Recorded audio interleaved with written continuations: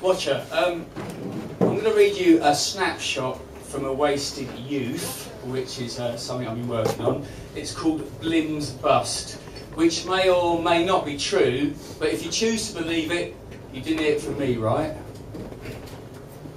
It never happened as he'd expected it would on those jittery nights after one line too many, lying on a bed of paranoia, flinching from the shadows like a primitive in a primordial cave. The sirens outside cut like wolves' bane, whilst Blim coagulated in his own sweat. That's when he supposed they'd come, droning in drove between night and the crack of dawn, before striking like dam busters, bouncing their bombs through his brickwork. Not at fucking 5 o'clock on an effing Friday night. That was rush hour. There was no mistaking the force behind the thunderbolt when it struck, though. First came the tumultuous bang of Blim's door hitting the floor, followed by the stomping encore of jackboots and the unified cry of "Police!" curdling the air. A freshly plucked Rizzler floated from Blim's frozen hand. Skinny Rob and his bag of prescription drugs, both visibly crumpling in the chair opposite. A mustachioed cop shoved a warrant in his face. "We're here to search the premises on the Misuse of Drugs Act 1971. Are there any controlled substances in the flat?" Blim averted his gaze to the table below, upon which sat a small bag of weed. "Is this yours?" Blim nodded, and Magnum's doppelganger read in the charge. "I'm arresting you on possession of a Class B drug." The words trailed off as Blim took stock of the situation, his senses now heightened to skyscraper magnitude as the adrenaline cut through his customary bungalow haze. About a dozen old Bill were in the flat, removing helmets and producing plastic gloves and evidence bags. They had satisfied looks on their faces, but Blim saw the triumphant smugness of his victor's wane at the prospect of picking their way through the detritus of his flat. 3 rooms scattered with mounds of junk that were possibly filed by a blind, hash-crazed teenager suffering from dyspraxia. It was the jumble tale of the damned. "Make it easy on yourself, son. Tell us, are there any more drugs on the premises?" Magnum impeached. Blim knew there was a cornucopia of pharmaceuticals secreted in various spots in the flat. Buggered if he could remember exact amounts and locations. Before he could muster a reply, a more dynamic Dibble butted in. "What's this here?" chimed a copper, who resembled a pickle-weaned weasel, holding Skinny Rob's bag of downers aloft.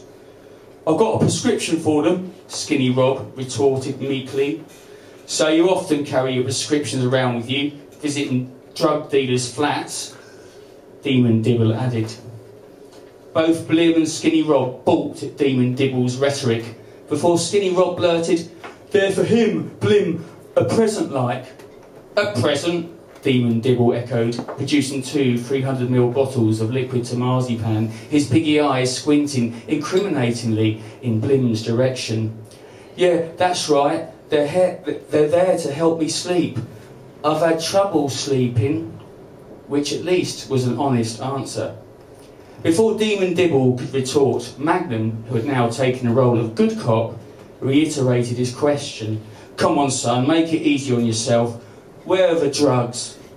Blim led them into his bedroom, where on the floor, amongst a smattering of records, comics, clothes, and tiny plastic toys, fallout from a recent Kinder Egg habit Blim had adopted, sat a chipped 9-bar, a wholesale-sized bag of weed, and a set of electronic scales. "Looks like someone's been busy," Demon Dibble barked sarcastically. "Is that all there is, son?" Magnum added. Blim played for time and did his best to feign, if not innocence, then its dissolute cousin, ignorance. "There's a few other bits, but I can't remember exactly where." With that, the unit began to swarm through the flat, room by room, pocket by pocket, disseminating plastic bags with narcotic traces like the proverbial dose of salts into their own larger zip-locked counterparts. Thus Blim was momentarily reunited with forgotten chemical mementos of hedonistic abandon.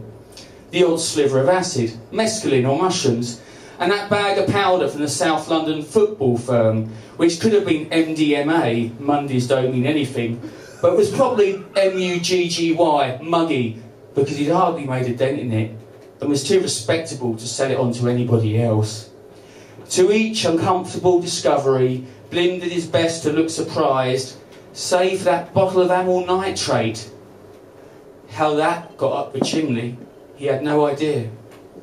You're not being straight with us, son, Magnum says, as a colleague produces a couple of disco biscuits from a forgotten pair of jeans in the corner. Blim capitulated and tossed him a bone. I think there's something in the bottom bedside drawer. Instantly, his malevolent counterpart is on it, fishing out a silver tin, flipping the lid to reveal a sticky black residue. What's that then, eh?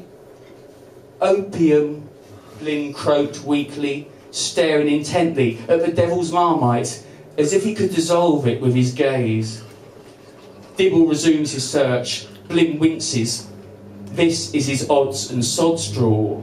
A second later, under the porn mags, Dibble looks up. Look at this. He gleams, holding a set of small rubber balls on a rubber string. I won't ask what that's for, he leers. A second look reveals another shameful find. 3 palm-sized squishy balls. I suppose you stick these up your arse too, Dibble bellows, to the amusement of his fellows. Think what you will, Blim replies, but I don't juggle, and that's official. He adds, more comfortable with being deemed anally fixated than having a camaraderie with jugglers and their ilk. I'll have you know my sister juggles, Dibble adds. I bet she does when she's running for the bus, Blim retorts, putting his mouth into gear before his brain had had a chance to check what he was driving at. Dibble unleashes a stinging backhander that sends Blim reeling on his heels. Magnum mediates. Calm down, George. We don't want the prisoner harmed before we get him to the station. And you, watch the wisecracks, son. You're not in a position to shoot your mouth off. Blim looked down in mute acquiescence. Things were going from bad to worse. And if the thin trickle of blood on his lip was anything to go by, they were going to get a whole lot worse before his ordeal was over. That's as far I got with that bit.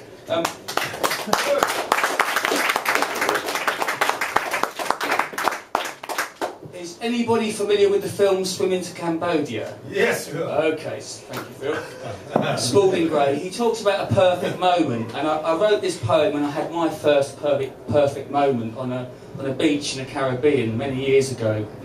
It's called Palm Psalm. Palm Psalm, fishbone leaf, sway like Shiva to wind chant slant, whip to wave roll, the eternal encore, never final. You see, sand is not see-through, except for glass, but nonetheless is fine. I find my sea legs wear away with time. Topple, copple, 2 skin steeples totter amid their elements. I wonder why people walk sideways, muses a passing crab. Not so for the fish who swim, waiting for evolution to begin. I turn these thoughts over in my head, spinning on axioms, simple but inescapable, like an insect's death. Leave me to atom love, to star longing, shining like a perfect destiny. Oh, to be a star, cutting through the nebulous, in a blaze of glory, leaving open jaws and accomplished wishes in your path. But for now, I'll just marvel a little, sink into the sand and laugh. Thank you.